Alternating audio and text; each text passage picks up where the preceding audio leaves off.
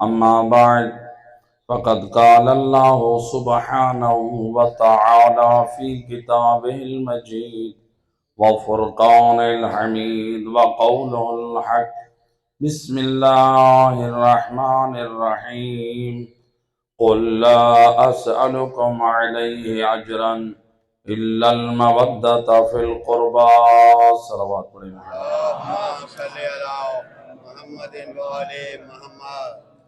ارباب اعضاء عشر محرم الحرام 1445 ہجری، آج 5ویں مجلس الحمدللہ۔ رب کائنات سے یہ دعا ہے، دنیا جہاں پر جتنی عزاداری ہو رہی ہے، فرش عزائے امام حسین علیہ السلام بچھا ہے، پروردگار تمام عزاداروں کی، تمام امام بارگاہوں کی حفاظت فرمائے۔ یہ عزاداری سید الشہداء یقیناً یہ مودت آل محمد اور محبت آل محمد کا یہ اظہار ہے، اس ایمان کا اظہار ہم اس فرش عزا کے ذریعے سے کرتے ہیں۔ تو یقیناً موسمیات اور حالات کو سامنے رکھ کے پھر بھی اہل ایمان سب کچھ اگر قربان کرتے ہیں، گرمی یا موسم کا خیال، بارش کہیں ہو رہی ہے، ہر چیز کو چھوڑ دیتے ہیں، لیکن ذکر حسین ابن علی کو نہیں چھوڑتے۔ یقیناً ہمارے لیے یہ بخشش اور نجات کا وسیلہ ہے، یقیناً یہ ذکر ہمارے لیے ہدایت کا وسیلہ ہے۔ صلوات پڑھیں محمد۔ اللهم صل على محمد وآل محمد۔ سید الرسل نے اپنے قرابت داروں کا ہر مقام پہ تعارف کرایا ہے۔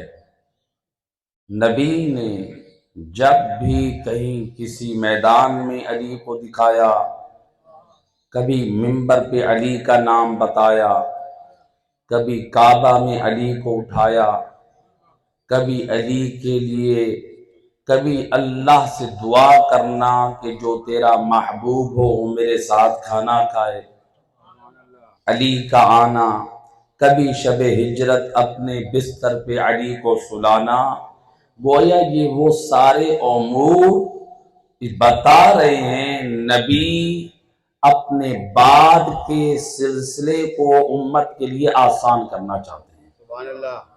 کہ میرے بعد جو نظام ہدایت ہے، امت دیکھ لے میں اپنی زندگی میں کس کا اعلان کر رہا ہوں، کس کو جانشین بنا رہا ہوں، امت کو میرے بعد مشکل پیدا نہ ہو۔ لہذا سید الرسل نے ہر مقام پہ اپنے قرابت داروں کا مختلف انداز سے تعارف کرایا، اور انہی میں ایک ذکر آتا ہے فتح مکہ کا،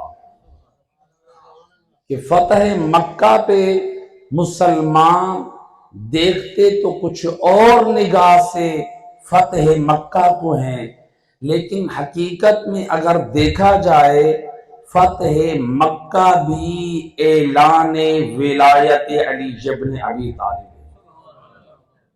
کیسے؟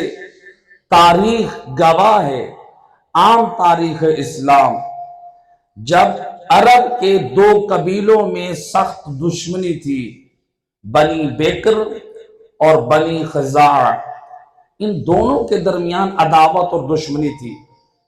ایک بنی بکر کے قبیلے میں سے کسی شخص نے سید الرسل کی ذات پہ توہین آمیز شاعری کہی۔ بنی خزاعہ یہ اصحاب رسول کے طرفدار تھے، اسلام مسلمان تھے، اور یہ حلیف تھے نبی اور اصحاب نبی کے۔ جو بنی بکر تھا وہ حلیف اور طرفدار تھے قریش مشرکین مکہ کے۔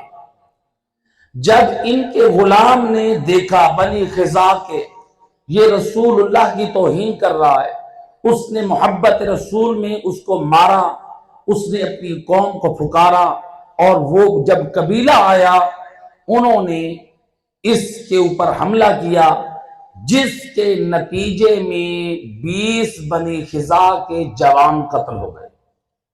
وہ لوگ آئے، 20 افراد مارے گئے۔ سید الرسل تک یہ خبر پہنچی کہ یہ قریش نے جو کیا ہوا معاہدہ ہے یہ صرف اب نہیں توڑا۔ کون سا معاہدہ؟ جو صلح حدیبیہ ہوئی تھی نبی کے درمیان اور مشرکین کے درمیان، یہ ایک صلح تھی۔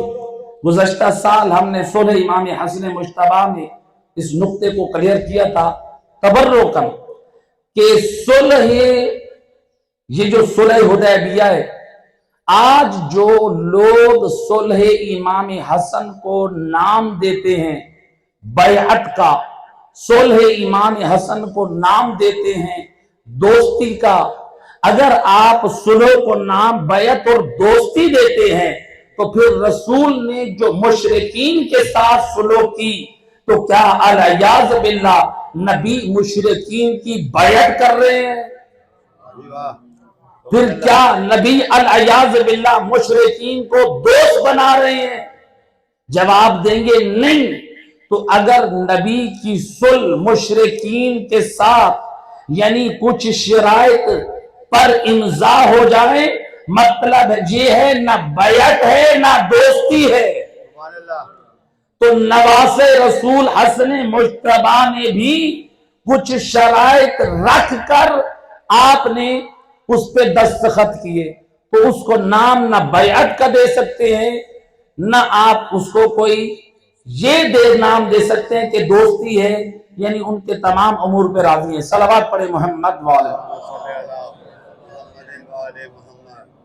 اب رسول اللہ نے دیکھا یہ مشرکین یہ مسلمانوں کو مختلف اوقات میں اذیت دے رہے ہیں، یہ اپنا معاہدہ بار بار توڑ رہے ہیں۔ اب اتنا بڑا عدد 20 افراد کا قتل سید الرسل نے اعلان کر دیا، تمام لوگ مدینے میں جمع ہو جائیں، اب ہم مسلح ہو کر مکہ جائیں گے۔ اور تاریخ کہتی ہے 8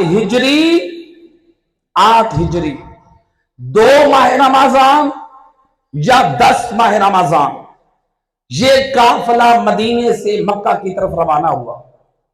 اس روانہ ہونے سے پہلے یہ خبر جب کچھ افراد کو معلوم ہوئی، ایک شخص نے خاتون کو خط دے کر قریش مکہ کی طرف بھیجا کہ دیکھو مسلمان حملہ کرنے آ رہے ہیں، لہذا اپنا بچاؤ کر لو۔ نبی تک خبر پہنچی۔ اب یہ کون تھا؟ نبی کے ساتھ رہنے والا، نبی کے ارادوں سے مشرکین کو آگاہ کر رہا ہے۔ اب اگر کوئی یہ کہے کہ سارے ایک جیسے ہیں، نبی کے ارادوں سے مشرکین کو آگاہ کرنا،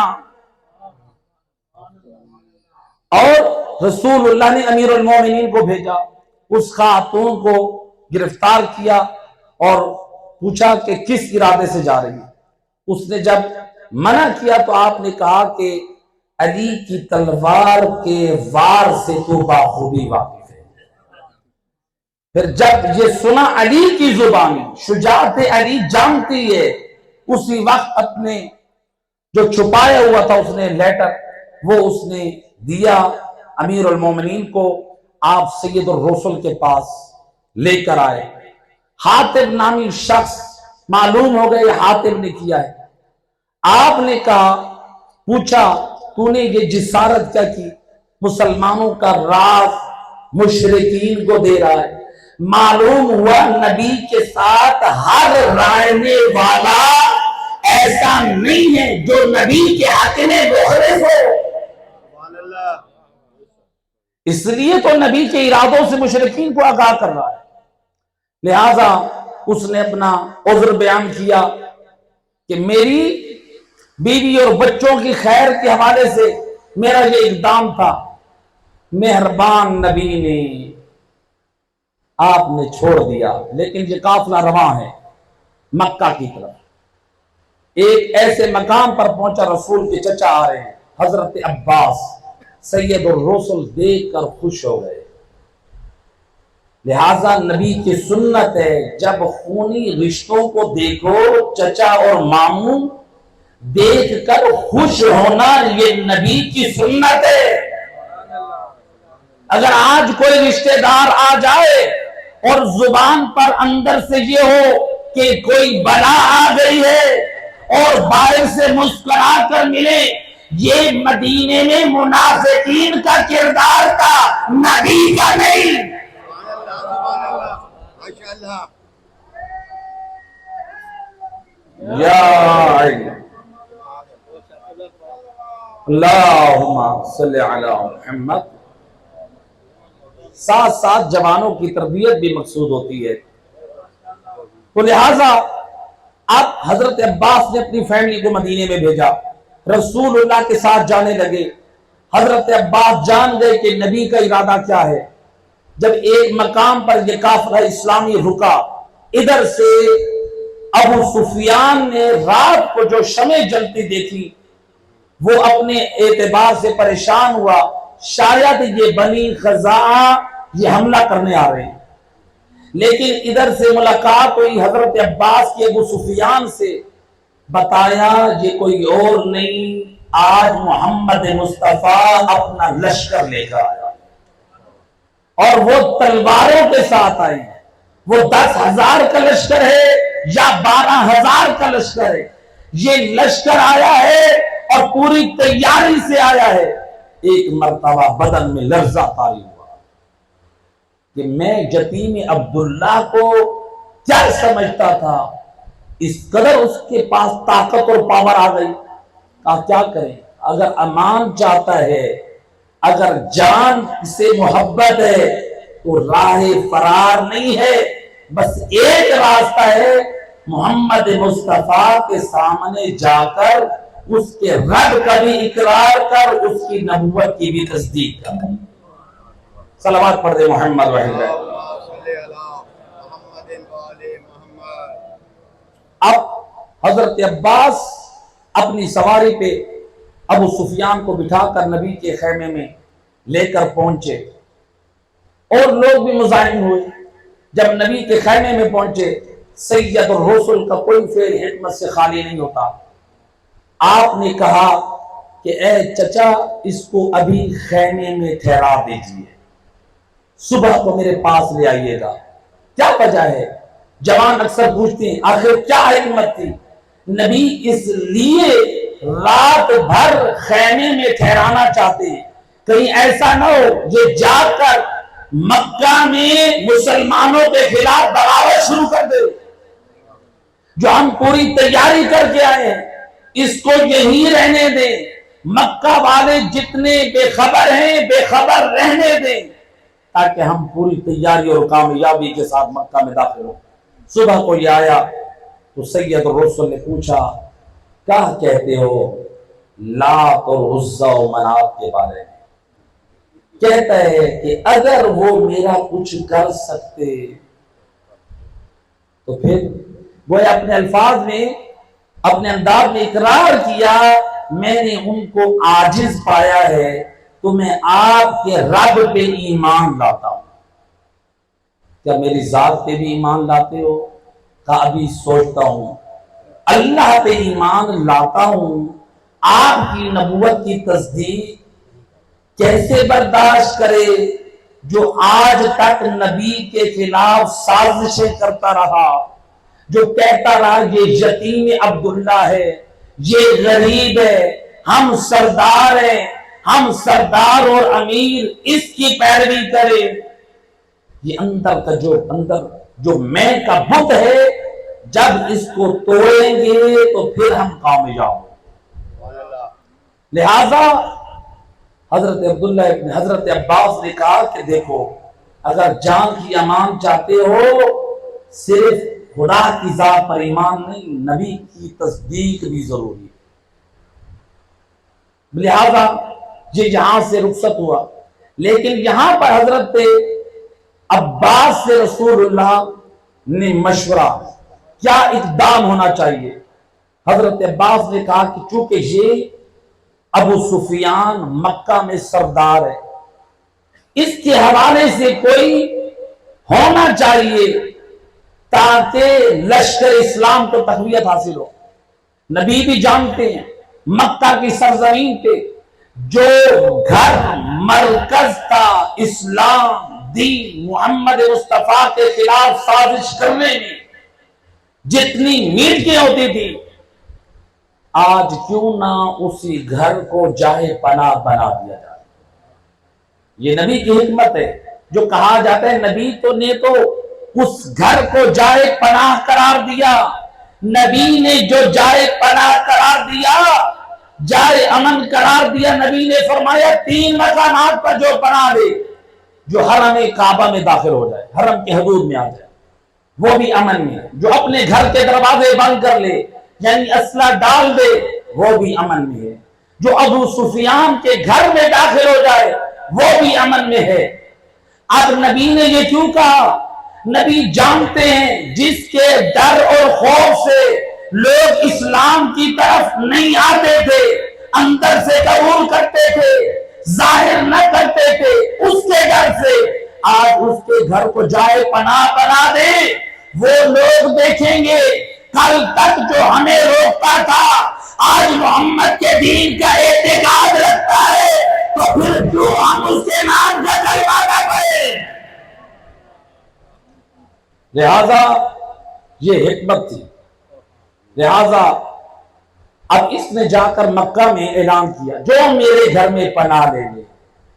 نبی نے تو اللہ کے گھر کی بھی پناہ کا حکم دیا ہے، اپنے گھروں کو بھی بند کرنے کا کہا ہے۔ تاریخ کہتی ہے جب اس نے اپنی زوجہ کو جا کے بتایا، اس نے ابو سفیان کی داڑھی کو پکڑا، حتیٰ زد و کوب بھی کیا کہ یہ آج تک یتیم عبداللہ کی مخالفت کرنے والا آج تو محمد مصطفیٰ کا کلمہ پڑھ رہا ہے اور ہمیں ڈرا رہا ہے۔ ادھر سے لشکر اسلام مکہ کی سرزمین میں داخل ہو رہا ہے۔ سید الرسل نے آپ نے اونٹ کی کوہان پر اللہ کی بارگاہ میں شکر ادا کیا، سر رکھ کے اے بار الہ تیرا شکر ہے، جس شہر سے ہجرت کر کے گیا تھا، اذیت سے نکلا تھا، آج عزت سے اس گھر میں اس مقام میں داخل ہو رہا۔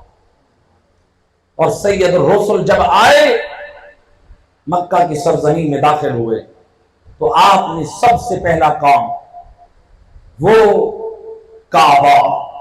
کعبہ کے اطراف میں جو مشرکین نے مرکز شرک بنا رکھا تھا، لیکن سید الرسل اللہ کے گھر کی طرف نماز بھی پڑھتے ہیں، جسے مرکز توحید جانتے ہیں۔ اب کیسے صفایا ہو؟ سید الرسل نے اس جنگ میں جو آئے مشرکین کے 25 آدمی مارے گئے اور 2 مسلمان شہید ہوئے۔ یعنی سید الرسل کا جو ارادہ تھا بڑا امن اور سلامتی کے ساتھ تھا، اس لیے آپ نے آتے ہوئے مکہ والوں سے یہ خطاب کیا تھا۔ سورہ یوسف کی وہ آیت پڑھی جو حضرت یوسف نے اپنے بھائیوں کے سامنے پڑھی تھی، لا تثریب علیکم اليوم یغفر اللہ لکم۔ آج کسی کے لیے کوئی ملامت کا دن نہیں ہے، اللہ تم سب کے گناہوں کو بخش دے۔ نبی نے پوچھا، پہلے اس آیت سے پہلے پوچھا، اب تم کیا سمجھتے ہو؟ مشرکین جو تھے مکہ والے تھے، رسول کے اخلاق سے اتنا واقف تھے، کہنے لگے ہم آپ سے بھلائی کے علاوہ کوئی اور امید نہیں رکھتے۔ اللہ اکبر! جو اذیتیں دے کر جنہوں نے رسول کو جانے پہ مجبور کیا، جنہوں نے تکلیف دی، آج وہ نبی کے اخلاق کا قصیدہ پڑھ رہے ہیں۔ اس لیے تو سید الرسل نے فرمایا 3 چیزیں مکارم اخلاق میں سے ہیں۔ فرمایا سل من قطعک، صلہ رحمی کریں اس سے جو آپ سے قطع رحمی کرے، واٹے من حرامک، اس کو عطا کریں جو آپ کو محروم کرتا ہے، وعفِ من ظلمک، اس کو معاف کر دیں جو آپ پہ ظلم کرتا ہے۔ جو نبی فرماتے ہیں وہ پہلے کر کے دکھاتے ہیں۔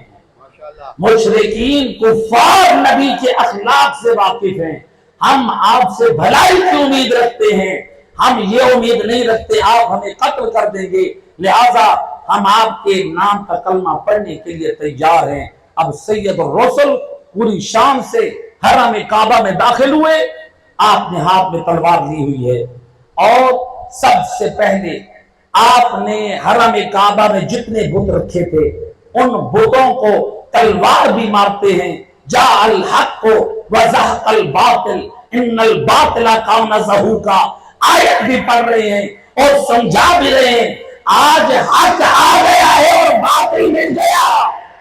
سبحان اللہ۔ لہذا ہر بت جو ہے وہ ٹوٹ ٹوٹ کے گر رہا ہے، اور جو بتوں کی پرستش کرنے والے تھے، جنہوں نے ایک عرصہ پرستش کی، وہ کیسے آگے بڑھ کر بت توڑے؟ اب نبی نے یہ کام خود کیا، اب کعبہ کی چھت پہ جو بت پڑے ہیں ان بتوں کو کون توڑے؟ سوال یہ، صلوات پڑھے محمد رحمہ، اللہم صلی علی محمد و آل محمد۔ ان بتوں کو کون توڑے؟ کیا نبی ان بتوں کو نہیں توڑ سکتے؟ جی نبی توڑ سکتے ہیں؟ نبی ان بتوں کو توڑنے کے لیے اپنے کاندھوں پہ مہر نبوت پہ علی ابن ابی طالب کو سوار کر رہے ہیں۔ یا رسول اللہ، علی کو سوار کرانے کی کیا ضرورت ہے؟ آپ صاحب معجزہ ہے، اللہ نے آپ کے ہاتھ میں یہ تاثیر رکھی ہے، آپ نے اگر چاند کی طرف اشارہ کیا، رب نے اس کو 2 ٹکڑوں میں تقسیم کر دیا۔ اگر آپ ان بتوں کی طرف اشارہ کریں تو یہ بت بھی نیچے ٹوٹ کے آ سکتے ہیں، لیکن نبی نے انگلی سے اشارہ کر سکتے تھے۔ یا رسول اللہ، آپ ان بتوں کو توڑنے کے لیے اس پتھر کا استعمال کریں جو مقام ابراہیم پر موجود ہے، جہاں فقہ جعفریہ کے مطابق حالت امکان میں حاجی یا عمرہ کرنے والا طواف کعبہ کرتے ہوئے مقام ابراہیم کے اندر سے طواف کرے، باہر سے طواف نہیں کرنا، اندر سے طواف کرنا ہے مقام ابراہیم کے۔ مقام ابراہیم کیا ہے؟ جو لوگ گئے ہیں نیٹ پر، اگر آپ دیکھ اس کی پکچر کو آپ دیکھنا چاہیں، جو نہیں گئے دیکھ سکتے ہیں۔ مقام ابراہیم میں وہ پتھر موجود ہے سیاہ رنگ کا، جس پتھر پر حضرت ابراہیم کھڑے ہوئے تھے، اللہ نے پتھر کو موم کیا، اس کے اندر حضرت ابراہیم کے قدموں کے نشان باقی ہیں۔ وہ پتھر کہاں سے آیا؟ جب کعبہ کی بنا بنانے لگے اس وقت یہ پتھر جنت سے آیا۔ حضرت ابراہیم اس پتھر پہ کھڑے ہوئے، جیسے جیسے بنا بلند ہوتی وہ پتھر بھی خود بخود ہوا میں بلند ہوتا، جیسے جیسے دیوار کی چنائی آگے کی طرف جاتی وہ پتھر خود بخود آگے کی طرف جاتا، جیسے جیسے رسول نبی کا ارادہ پیچھے کی طرف آنے کا ہوتا پتھر خود بخود نبی کی اتباع میں واپس آ جاتا۔ پتھر نبی کا تابع بن گیا، نبی اوپر جانا چاہتے ہیں پتھر اوپر جاتا ہے، نبی نیچے آنا چاہتے ہیں پتھر نیچے آتا ہے، نبی آگے جانا چاہتے ہیں پتھر آگے جاتا ہے، نبی پیچھے آنا چاہتے ہیں پتھر پیچھے آتا ہے۔ یا رسول اللہ، آپ تو فخر ابراہیم ہیں، آپ تو سید ابراہیم ہیں، نبی ابراہیم کے لیے پتھر ہوا میں اڑ سکتا ہے تو آپ اس پتھر کو کیوں استعمال نہیں کر سکتے؟ سبحان اللہ۔ کیا نبی نے اس پتھر کو استعمال کیوں نہ کیا؟ پتھر تو موجود تھا، پتھر آج بھی موجود ہے۔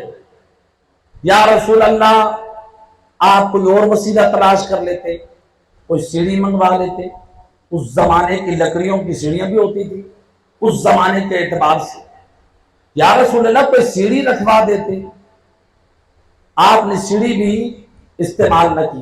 اور کتنے سینکڑوں وسیلے تھے جو کعبے کی چھت پہ جا کے بتوں کو توڑنے کے لیے، آپ نے سب کو چھوڑ دیا، آخر علی کو اپنے کاندھوں پہ سوار کیوں کیا؟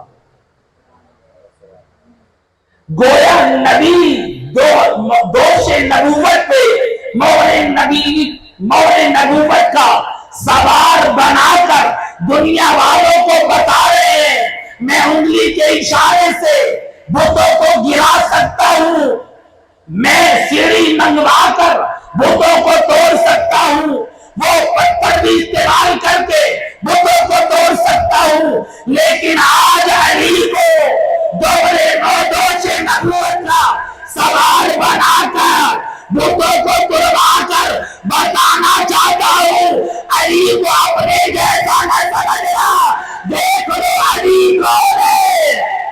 سبحان اللہ سبحان اللہ۔ علی کا یا علی کا تعارف کرانا چاہتے ہیں۔ علی کون ہے؟ علی کی منزلت کیا ہے؟ اور جب علی بتوں کو توڑنے کے لیے نبی کے دوش پہ سوار ہے، تلوار کا جیسے ہی وار کیا بت ایسے ٹوٹ کے نیچے آئے جیسے شیشے کے ٹکڑے ٹکڑے ہوئے۔ اللہ کے رسول فرماتے یا علی کہاں محسوس کر رہے ہو؟ کہا یا رسول اللہ آسمان کی بلندی میں۔ اللہ اکبر۔ روایت کہتی ہے یہ بت ٹوٹا، علی ابن ابی طالب نیچے آنا چاہتے ہیں، یا علی ابن ابی طالب دوش نبوت سے جب نیچے آئے علی مسکرائے۔ نبی فرماتے ہیں یا علی مسکرا کیوں رہے ہو؟ کہتے ہیں یا رسول اللہ اتنی بلندی سے آیا ہو اور کچھ بھی نہ ہوا۔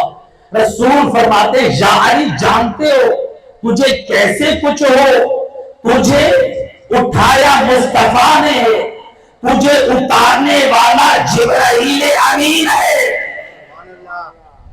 میں کہوں گا اے جبرائیل علی کے اتارنے پہ ناز نہ کرنا، میں نے علی کو دوش نبوت سے اتارا، علی نے تیرا ہاتھ تھام کے تیرے شرف میں اضافہ کر دیا۔ آج سے پہلے عرش خدا سے قرآن لے کر محمد کے دل میں اتارتا رہا، آج نور نبوت سے ناطے کے قرآن لے کے اللہ کے گھر میں اتار دیا۔ سبحان اللہ ماشاء اللہ سبحان اللہ۔ اللہ اللہ اکبر۔ یا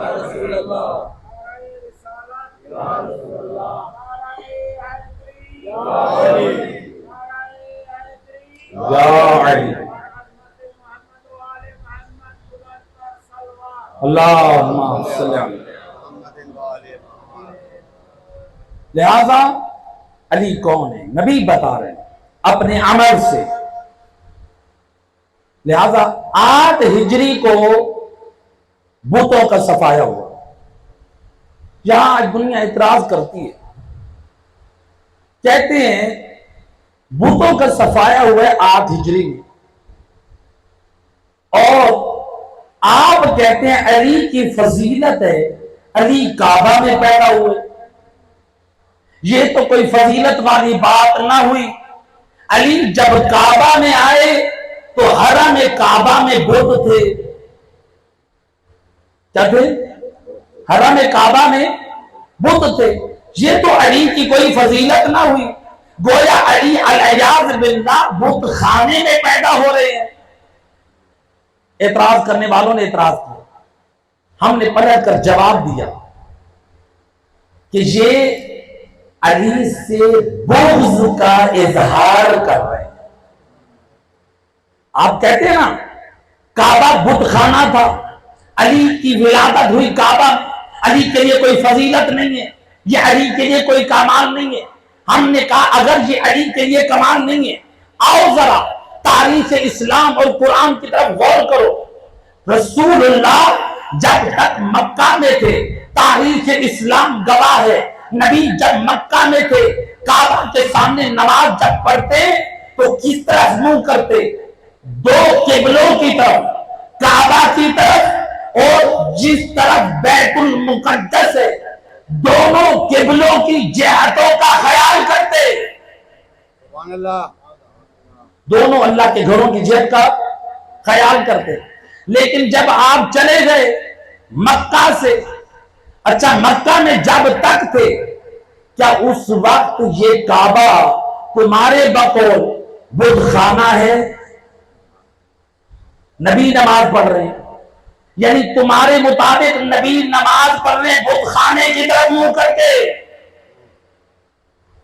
اور نبی جب مدینہ آئے بیت المقدس کی طرف منہ کر کے نماز پڑھتے رہے. جب دو ہجری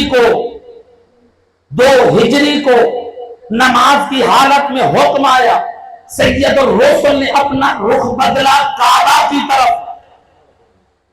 اب 2 ہجری سے لے کر 8 ہجری تک وہ بت ابھی کعبہ کے اوپر بھی ہے، کعبہ کے اطراف بھی ہے، اندر بھی کچھ موجود ہے، ہر طرف بت ہی بت ہے. گویا نبی کی زندگی کے 6 سال جو مدینہ میں نماز پڑھتے رہے، حکم خدا کے بعد پڑھی، اپنی مرضی سے نہ پڑھی. تمہارا کہنا وہ کعبہ بت خانہ کا، تو پھر پہلے اعتراف خدا کا کر. اے اللہ تو نبی کو حکم دے رہا ہے بت خانے کی طرف منہ کر کے نماز پڑھو. سبحان اللہ ماشاء اللہ. حکم تو اللہ دے رہا ہے، مصطفیٰ اپنی مرضی سے نہیں پڑھ رہے، اللہ کے حکم سے پڑھ رہے ہیں. تو اگر نبی 2 ہجری سے لے کر 8 ہجری تک یہ 6 سال بنتے ہیں، اگر نبی کعبے کی طرف منہ کر کے نماز پڑھے حکم خدا سے، اگر نبی کی نماز کی عظمت میں کبھی نہ آئے اور نبی کی نماز درست ہو، نبی کی نماز باطل نہ ہو، جب نبی کی نماز کی عظمت میں کمی نہیں آ سکتی تو علی کی ولادت کعبہ میں ہو تو کیسے عظمت میں کمی آئے؟ سبحان اللہ. پہلے تو نبی کی عظمت کا، نبی کی نماز کی عظمت کا منکر بن جا، پھر ہم تیری بات قبول کرتے. صلوات پڑھ دے محمد و علیہ وسلم.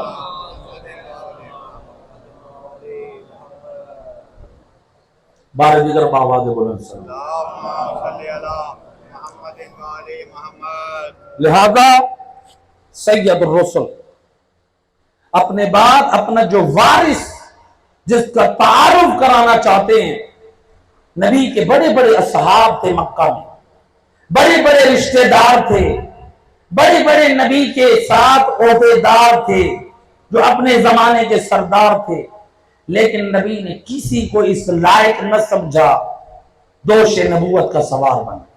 اگر بنایا تو علی ابن ابی طالب. کیوں نبی نے مہر نبوت کا سوار علی کو کیوں بنایا؟ بتا دیا مہر نبوت پہ وہی آ سکتا ہے جو محمد جیسا معصوم اور پاک کردار ہو. سبحان اللہ بھئی جو درخت ہوتا ہے، ماشاء اللہ. جو اس کی جڑ ہوتی ہے، اس کی فر بھی اس سے مطابقت رکھتی ہے. جب امام رضا علیہ السلام سے پوچھا گیا اللہم صلی علی محمد و علی محمد. کہ رسول نے علی مولا کو اپنے دوست پہ کیوں اٹھایا، کہا کہ شمع کا وجود نیچے ہوتا ہے اور نور اوپر ہوتا ہے. علی ہے، نبی ہے شمع. نبی نے فرمایا انا مدینۃ العلم، میں ہوں علم کا شہر، اور چراغ ہے علی. یعنی جب تک علی کے دروازے پہ نہ آؤ گے مصطفیٰ کے علم سے استفادہ نہ کر پاؤ گے. میرا دروازہ علی ہے. تو لہذا رسول اللہ نے اپنے کاندھوں پہ علی کو اس لیے اٹھایا کہ یہ معصوم کردار کا مالک ہے. دیکھیں دنیا کا دستور ہے، آپ لوگ ماشاءاللہ یعنی ہر گھر میں گوشت بنتا ہے، سالن بناتے ہیں، ہر گھر میں. اپنے ایمان سے بتائیں، کبھی آپ لوگوں نے قصاب سے پوچھا یہ جو بکرے کا گوشت ہے، یہ گائے کا گوشت ہے، جو گوشت بھی خریدتے ہیں، کبھی آپ نے پوچھا یہ بکرا عیب دار تھا یا بے عیب؟ کبھی پوچھا؟ پورا سال گوشت کھاتے ہیں، کبھی قصاب سے نہیں پوچھتے یہ بے عیب کا گوشت ہے یا عیب دار کا گوشت ہے، لیکن جیسے ہی قربانی آئی آپ تلاش کرتے ہیں بکرا وہ ہو جو بے عیب ہو۔ ہم نے بڑھ کر پوچھا یہ پورا سال گوشت کھایا، اس وقت قصاب سے نہ پوچھا ہمیں عیب دار کا گوشت نہ دینا، بے عیب کا دینا، یہ قربانی پہ آخر کیوں اس بات کا احترام کرتے ہو؟ جواب دیا اصل میں یہ قربانی بے عیب کی ہے، سبحان اللہ یہ قربانی بے عیب کی ہے، لہذا بے عیب کی جگہ پہ عیب دار نہیں آ سکتا۔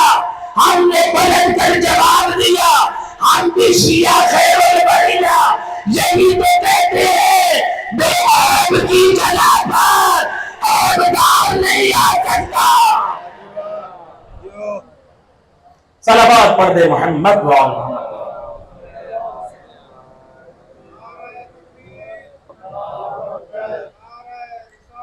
یا رسول اللہ یا علی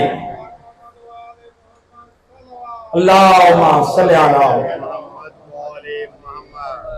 اگر علی عیب دار ہوتا نبی میدان مباہلہ میں ساتھ نہ لے جاتے۔ سبحان اللہ اللہ قرآن میں کہہ رہا ہے جہاں خطاب کیا انفسنا وانفسکم، اے میرا حبیب جو میدان مباہلہ میں لے آنا ہے وہ تیرے نفس جیسا ہو۔ ماشاءاللہ نفس نبی کون ہے؟ نبی کہ بڑے بڑے اصحاب ہیں، بڑے بڑے رشتہ دار ہیں، بڑے بڑے یار ہیں، نبی کسی ایک کو لے کے جا سکتے ہیں؟ کسی نے کہا ہو یا رسول اللہ مجھے لے جائیں، لیکن نبی نہیں لے گئے۔ نبی کے سامنے سارے اصحاب ہیں، سارے مدینے میں ہیں، نبی کسی کو میدان میں نہ لے کر گئے۔ کیوں نہ لے کر گئے؟ نبی میدان میں نہ لے کر گئے، نبی نے اپنے عمل سے بتا دیا نفس رسول اگر ہو سکتا ہے تو وہ فقط علی حیدر کرار ہو سکتا ہے۔ سبحان اللہ ماشاءاللہ خود اس آیت مجیدہ سے علی ابن ابی طالب کی اعلان ولایت، آپ کی ولایت و خلافت ثابت ہوتی ہے۔ بھئی نبی اپنے نفس کی جگہ پر کس کو لے کر گئے؟ سب مانتے ہیں، قرآن کا واقعہ ہے، کوئی انکار نہیں۔ یہ بتائیں جب تک نبی ہیں کیا کوئی نبی کے ہوتے ہوئے نبی ہو سکتا ہے؟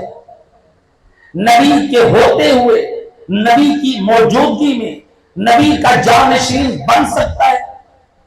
یعنی نبی کی موجودگی میں وہی اختیار رکھے، جانشینی کا اعلان کرنا اور بات ہے، لیکن نبی اسی وقت نفس نبی کی جگہ پر کوئی آ سکتا ہے جب نبی موجود ہے، نبی زندہ ہے۔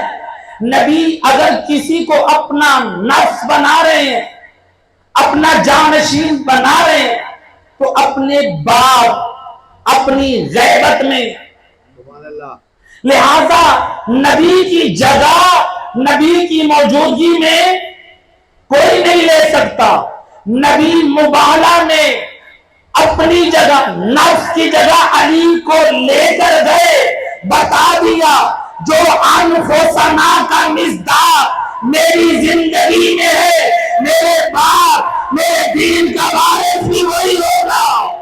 سبحان اللہ لہذا امامت علی ابن ابی طالب کی یہ ایک دلیل ہے، انفسنا کا مصداق نبی نے اگر بنایا ہے تو فقط ذات علی کو۔ صلوات پڑھے محمد والا صل علی محمد و آل محمد بارے دیگر بابا سے بلند سلام. اللهم صل علی محمد و آل محمد. لہذا علی حیدر کرار کی عظمت، آپ کے فضائل، آپ کے کمالات، سید الرسل کا جو مقصد تھا، جو ہدف تھا کہ دنیا پہچان لے میرے باپ کون حاوی برحق ہے. دنیا آج یہ کہہ دے فلاں نے بھی نبی کو اٹھایا تھا. نبی کے اٹھانے میں فضل اور کمال نہیں ہے. نبی جس کو اٹھائیں اس میں فضل اور کمال ہے. اگر ہم کہیں نبی کو اٹھانے میں کمال ہے تو پھر نبی تو حیوانوں پہ بھی نبی نے سفر کیا. تو لہذا نبی جس کو مہر نبوت کا سوار بنائے یہ شان ہے، نہ کہ نبی کسی پہ سوار ہو جائے. اس صلوات پڑھے محمد رہے. اللهم صل علی محمد و آل محمد. اب نبی اپنے بعد سلسلہ ہدایت کے لیے آپ نے علی کا بار بار تعارف کرایا اور نبی نے اپنی زبان سے سلسلہ امامت کے تعارف میں علی سے لے کر امام مہدی تک کا تعارف کروایا. صاحب فرائض و سبتین علماء اہل سنت کی کتاب ہے. وہ روایت نقل کرتے ہیں دوسری جلد میں، ابن عباس سے روایت ہے. اللہ کے رسول فرماتے ہیں خلفائی اثنا عشر، میرے 12 خلیفہ ہیں. اصحاب نے پوچھا یا رسول اللہ من خلفاؤ؟ آپ نے فرمایا خلفائی اثنا عشر، میرے 12 خلیفہ ہیں. اولہم اخی وآخرہم ولدی، ان میں پہلا میرا بھائی ہے، آخری میرا بیٹا ہے. امت پھر پریشان ہے، یا رسول اللہ مشکل سے باہر نکال دے، اس سلسلے امامت کو ہم پہچان لیں، بھائی کون ہے، بیٹا کون ہے؟ فرمایا جو میرا بھائی ہے ہوگا علی ابن ابی طالب، وآخرہم ولدی المہدی الذی یملأ الارض کما ملئت ظلما وجورا. میرا بیٹا مہدی برحق ہوگا، وہ دنیا کو عدل و انصاف سے ایسے پر کرے گا جیسے دنیا ظلم و جور سے پر ہو چکی ہوگی. تو وہ نبی نے زبانیں وہی سے بتایا جس سلسلہ امامت میں پہلے علی ہوں آخری مہدی ہوں وہ سلسلہ ہدایت. سبحان اللہ ماشاءاللہ. روایت علماء اہل سنت نے نقل کی ہے اور روایت ابن عباس. لہذا اب سلسلہ ہدایت امام مہدی تک. اب امام مہدی کی غیبت کے زمانے میں سلسلہ ہدایت کو کیسے پہچانے؟ امام تو پردہ غیبت میں ہے اور امام کا کام ہوتا ہے ہدایت کرنا. جب امام پردہ غیبت میں ہے، امام سے ہم کیا اپنے مسائل کا حل لے رہے ہیں؟ آج کتنے لوگ ہیں کہتے ہیں ہم امام زمانہ کی تقلید کرتے ہیں. امام زمانہ کی تقلید تو کرتے ہیں، پہلے تو امام کی بیعت ہوتی ہے، تقلید نہیں ہوتی. اگر امام کی تقلید کرتے ہیں ہمیں بھی بتائیں امام سے کیسے احکام لیتے ہیں. ہم مائک اللہ سستانی کو چھوڑ کے ہم امام مہدی کی تقلید کرتے ہیں. امام نے آپ کو بھی نماز کے احکام بتائے ہوں گے، روزے کے احکام بتائے ہوں گے، کوئی اور احکام بتائے ہوں گے، ذرا ہمیں بھی بتائیں کوئی راستہ. امام پردہ غیبت میں ہے. امام کا فرائض میں سے ہے لوگوں تک دین خدا پہنچائے. لیکن امام کی اس پردہ غیبت میں امام کی اس پردہ غیبت میں جو فقہاء ہے وہ اپنی ذمہ داری ادا کر رہے ہیں.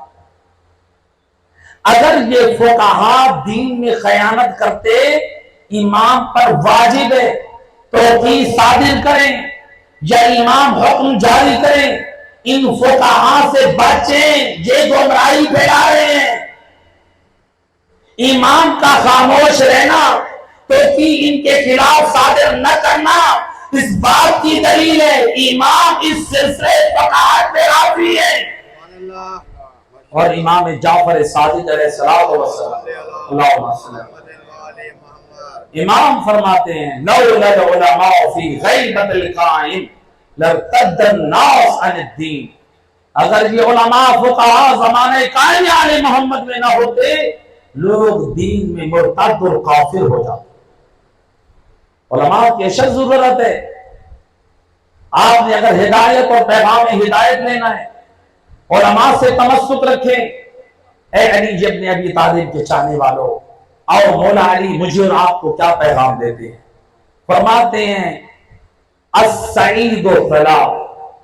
امام فرماتے ہیں اے علی والو مجھ علی کی نگاہ میں 3 خوش بخت ہیں.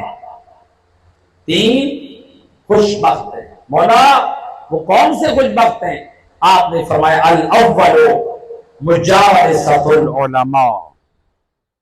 خوش بخت خوش نصیب وہ ہے جو علماء کی مجلسوں میں بیٹھے، علماء کی محفلوں میں بیٹھے، دین سیکھے. امام فرماتے ہیں یہ خوش نصیب ہے. لہذا امام فرماتے ہیں دوسری چیز الصلاۃ مع الجماعہ. حالت امکان میں جو نماز جماعت کے ساتھ قائم کرے امام فرماتے ہیں وہ خوش بخت ہے. والقوت فی بلدہ، جو رزق اپنے وطن میں حاصل کرے وہ خوش بخت ہے. آج لوگ باہر جاتے ہیں پیسہ کمانے کے لیے، پیچھے سے اولاد بگڑ رہی ہے. اولاد کے لیے پیسہ جمع کر رہے ہیں، پیچھے سے اولاد برباد ہو رہی ہے. اولاد کے لیے پیسہ جمع کر رہے ہیں، پیچھے سے پتہ چلا کہ بیوی بھی گھر چھوڑ کے بھاگ گئی. کتنے ایسے واقعات میڈیا پہ آپ دیکھ رہے ہیں. صلوات پڑھ دے محمد رحمہ. صرف مال جمع کرنے کی فکر میں نہ رہیں، اپنی نسلوں اور اپنے گھر والوں کی ایمان کی حفاظت اور سلامتی کی فکر کریں. اگر آپ کی عزت محفوظ رہے، آپ کی اولاد با کردار ہو، تھوڑا رزق وطن میں ملے، دل میں محبت علی ہو، آپ سے بڑا کائنات میں خوش بخت نہیں ہے. لہذا آپ اپنے وطن میں کوشش کیجئے. اور آپ نے فرمایا الشقی ثلاث، 3 بدبخت ہیں. کون؟ جو علماء کی محفلوں سے دور بھاگے، علماء سے بھاگتے، علماء کو سننا پسند نہیں کرتے. نمبر 2 نماز جماعت کو چھوڑ دے. نمبر 3 علی فرما رہے ہیں جو اپنے وطن سے دور رزق کو تلاش کرے وہ مجھ علی کی نگاہ میں بدبخت ہے. اولاد کی تربیت سے دور، یہ سمجھ رہے ہیں میں دنیا جمع کر رہا ہوں. بیوی کے حقوق سے دور، والدین کی شفقت سے دور، ان کی خدمت سے محروم، رشتہ داروں کی خدمت صلہ رحمی سے محروم. اس کو صرف پیسے کی فکر ہے، اس کو رشتہ داروں کا خیال نہیں ہے، اس کو اولاد کی تربیت کی فکر نہیں ہے، اس کو بیوی کے حقوق کی خبر نہیں ہے. تو لہذا کیا ہوگا؟ نقصان ہے. یہ وہ کچھ ایسے واقعات ہیں جو ہمارے ساتھ پیش آتے ہیں. لندن سے ایک سید ذاتی کا واٹس ایپ پہ میسج آیا کہ آغا شادی شدہ، 6 سال سے میرا شوہر امریکہ میں شفٹ ہے. میں نے اس سے کہا یا تو مجھے اپنے پاس رکھو یا یہاں آ جاؤ. لہذا جو میرے حقوق زوجیت ہیں وہ پامال ہو رہے ہیں. میں اپنے دامن کو حرام سے نہیں بچا سکتا. وہ سید کیا کہتے ہیں؟ میری طرف سے اجازت ہے جب تک نہیں آتا کوئی اپنے لیے بوائے فرینڈ تلاش کر. یہ کس قدر بے غیرتی ہے. یہ صرف مال جمع کر رہے ہیں، یہ دنیا بنا رہے ہیں. مال کی محبت نے اتنا بے غیرت بنا دیا، گھر کی عزت کی حفاظت نہیں کر سکتے بلکہ حرام کی طرف دعوت دی جا رہی ہے. لہذا کتنے ایسے واقعات ہیں جو ہم ممبروں پہ نہیں بیان کر سکتے. کتنے ایسے واقعات جو ہنستے بہستے گھر برباد ہو رہے. لہذا اپنے گھروں کی طرف، اپنے بچوں کی طرف، اپنی بیویوں کی طرف توجہ دیجئے اس سے پہلے کہ آپ کے گھر برباد ہو جائے. صلوات پڑھیں محمد والا. اللهم صل على محمد وآل محمد. لہذا زمانہ غیبت میں علماء سے تمسک رکھیں. آئیں امام زمان کی علماء پر کیا نظر ہے. امام زمان کا کس قدر ارتباط ہے، علماء کا کس قدر ارتباط ہے. مقدس اردبیلی ہمارے علماء میں سے بڑے عظیم مجتہد گزرے، فقیہ گزرے اپنے زمانے کے. اس وقت حرم امیر المومنین کے جو دو مینار ہیں، باب القبلہ کی طرف سے جو مینار آتا ہے پہلا، اس کے اندر انٹر ہو تو وہاں مقدس اردبیلی کی قبر ہے. مقدس اردبیلی جن کی اپنے زمانے کے امام سے ملاقاتیں. ایک رات حرم امیر المومنین میں جب یہ اٹھے تاریکی شب میں، ان کے شاگرد جو حرم امیر المومنین جو آج آپ اوپر کمرے دیکھتے ہیں، پرانے زمانے میں وہی مدرسے دینیہ ہوتا تھا، وہیں پر علماء درس پڑھتے تھے. وہ شاگرد کہتا ہے میں نے دیکھا کہ کوئی حرم میں کوئی امام علی علیہ السلام کے روزے والی زری والی جگہ پہ جا رہا ہے. رات کا اندھیرا، میں نے دیکھا کہ جو گیا ہے دروازے کے قریب جو قفل تھا، دروازہ خود بخود اس کی تعظیم میں کھل گیا. اور پھر میں نے دیکھا کہ جانے والا زری کے پاس گیا، اس نے کوئی بات کی، پھر اس کو کوئی جواب ملا. واپس نکلے پھر یہ مسجد کوفہ کی طرف گئے. میں نے اپنے آپ کو چھپا کے ان کے پیچھے لے کر گیا، اور جب مسجد کوفہ کے اندر میں نے دیکھا کہ یہ کسی کے ساتھ محو گفتگو ہے، اور مسجد کوفہ کا وہ احاطہ کسی ہستی کی وجود سے نورانی ہے. جب یہ باہر آئے میں نے اپنے آپ کو چھپانے کی کوشش کی ہوئی تھی. جب میری تھوڑی سی کھانسی نکلی تو جس سے وہ سمجھ گئے کہ کوئی ہے جو میرے پیچھے، آواز دی. میں نے اپنے آپ کو ظاہر کیا اور میں نے کہا خدا را مجھے بتائیں گے کیا ماجرا ہے. کہا پہلے وعدہ کرو جب تک زندہ ہوں اس راز کو راز رہنے دو. کہ کیا ماجرا ہے؟ کہا جب مجھے کوئی علمی مسائل میں مشکل ہوتی ہے میں دروازے نبی علی کے سامنے کھڑے ہو جاتا ہوں. علی مولا کی زری کے سامنے جا کر اپنے مسائل بیان کرتا ہوں، قبر امام سے ان مسائل کا حل لیتا ہوں.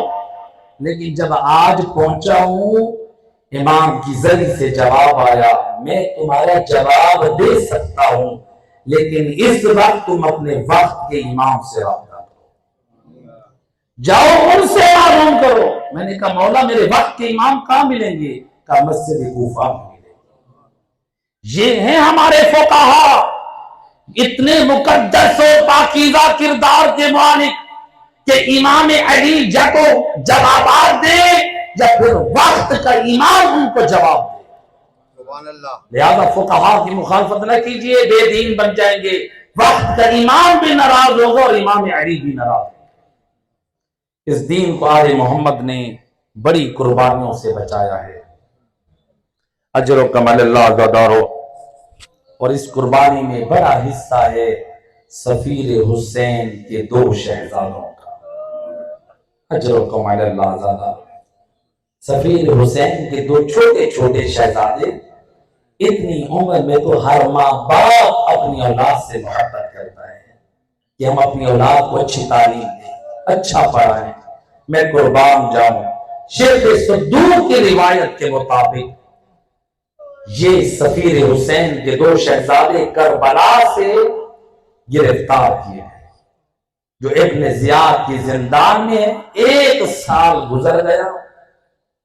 جو ابن زیاد کا حکم ہے من طیب الطعام فلا تطعمہما، اے زندانی ان بچوں کو اچھا کھانا نہ دینا، والبارد لا تسقیہما، اور ان بچوں کو کبھی ٹھنڈا پانی نہ دینا، اجرکم علی اللہ زیادہ۔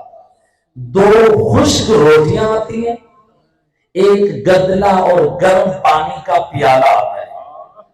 جب آتا ہے شہزادے رات کو نمازیں پڑھتے ہیں، دن کو روزہ رکھتے ہیں، ان روٹیوں سے یہ شہزادے روزہ افطار کرتے ہیں۔ چھوٹا شہزادہ کہتے ہیں بھیا اس طرح رہے تو بہت جلد زندان کی نظر ہو جائیں گے، ہمارے وجود پہ گوشت نہیں رہا، زندانی سے تعارف کرائیں، شاید کوئی نجات کا راستہ مل جائے۔ اجرکم علی اللہ زادارو۔ زندانی آیا، کہا یا شیخ اتعرف محمد المصطفیٰ، اے شیخ اے بزرگ تو کیا محمد مصطفیٰ کو جانتا ہے؟ جواب دیا کیف لا اعرف هو نبی جی، میں کیسے نہ جانوں، اور میں تو محمد مصطفیٰ کے نام کا کلمہ پڑھتا ہوں۔ اتعرف علی ابن ابی طالب، اور کیا تو علی حیدر کرار کو جانتا ہے؟ کیف لا اعرف هو اخی نبی وابن عمی، اور میں کیسے نہ جانوں، وہ تو میرے نبی کا بھائی ہے، وہ میرے نبی کا چچا زاد ہے۔ اور ایک مرتبہ آگی منزل میں فرمایا کہ اے شیخ اتعرف مسلم ابن عقیل، کیا مسلم ابن عقیل کو جانتا ہے؟ کہنے لگا کیف لا اعرف، ہے اس کو بھی جانتا ہے۔ بس شہزادوں نے دیکھا یہ نبی کا کلمہ گو ہے، یہ علی کا حوادار ہے، یہ بابا مسلم کو بھی جانتا ہے۔ کہنے لگے یا شیخ نحنو من ذریت نبی، اور ہم تیرے نبی کی ذریت ہے، اور ہم بھی سادات میں سے ہیں، اور تو کل قیامت کے دن اور نبی کو کیا منہ دکھائے گا؟ نہ ہمیں اچھا کھانا دیتا ہے، نہ ٹھنڈا پانی دیتا ہے۔ جب اس بوڑھے نے سنا اور شہزادوں کے قدموں پہ ہاتھ رکھ کے گر گیا، اور شہزادوں معاف رکھنا، اور زندان کا دروازہ کھلا ہے، چلے جاؤ، لیکن یاد رکھو رات کو سفر کرنا، دن کو آرام کرنا۔ شہزادے نکلے، رات بھر سفر کرتے رہے۔ یہ ایک جگہ پر جا کر بیٹھے، روایت کہتی ہے جس سے ظاہر ہوتا ہے یہ کوفہ سے باہر صحرا میں ایک گھر ہے، جس بی بی کے گھر میں جا کر پناہ لی۔ جب بی بی نے پوچھا نا، کہا ہم اس شہر میں غریب ہیں، ہم اولاد مسلم ابن عقیل ہیں، بس یہ سننا تھا۔ اور بی بی کے دل میں اور نور بیدار ہوا، اے میں قربان مسلم ابن عقیل کی اولاد۔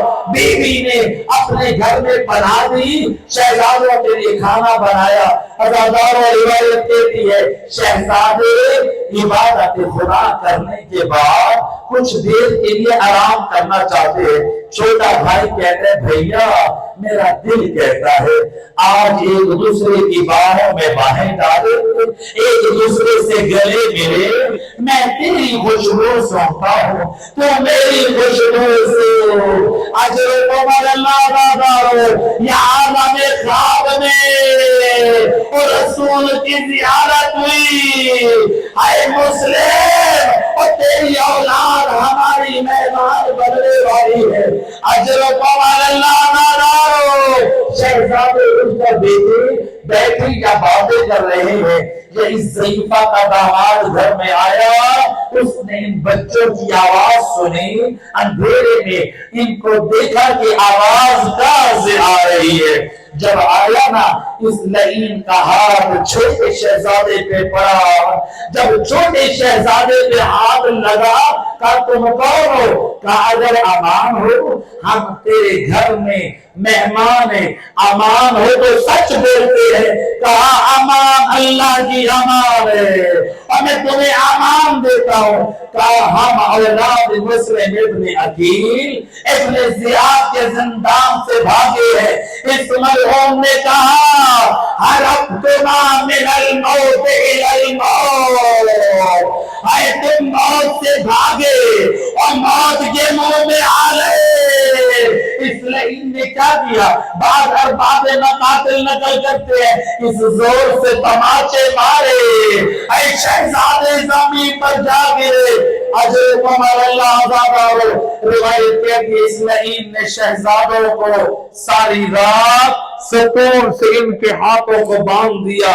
جب صبح ہوئی ان شہزادوں کو نہر فرات پر لے کر گیا، بس مختصر کر رہا ہوں، نہر فرات پر جب لے کر گیا نا، اس کے غلام نے بھی سر قلم کرنے سے انکار کر دیا، اس کے بیٹے نے بھی انکار کر دیا۔ جب دیکھا شہزادوں نے یہ لعین باز نہیں آئے گا، کہا اے شیخ تو ہمیں کیوں قتل کرنا چاہتا ہے؟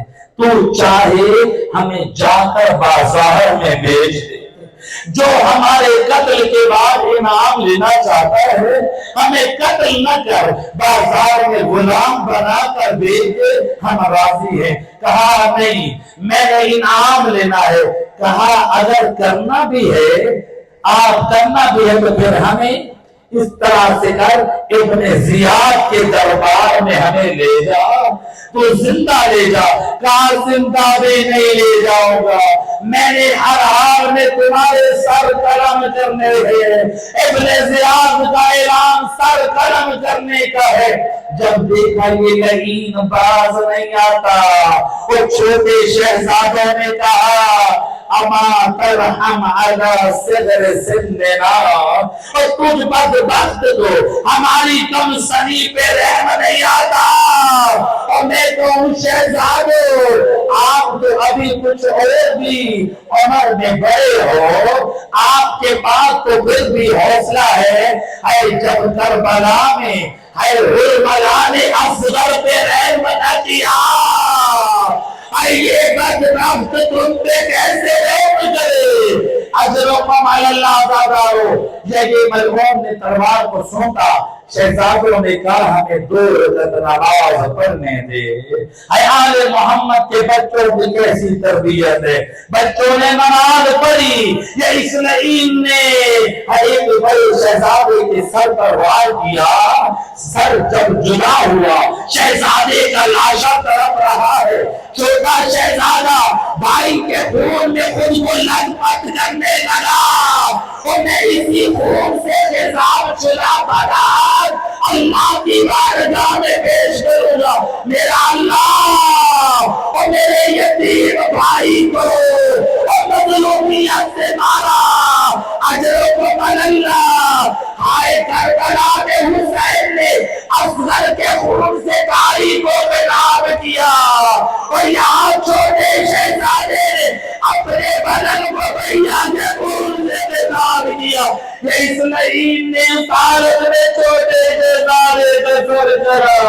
اے دونوں شہزادوں کی لاشیں اور نہر فرات میں ڈال دیے، اے وجود کہاں اور سر کہاں۔ الا لعنت اللہ علی القوم الظالمین۔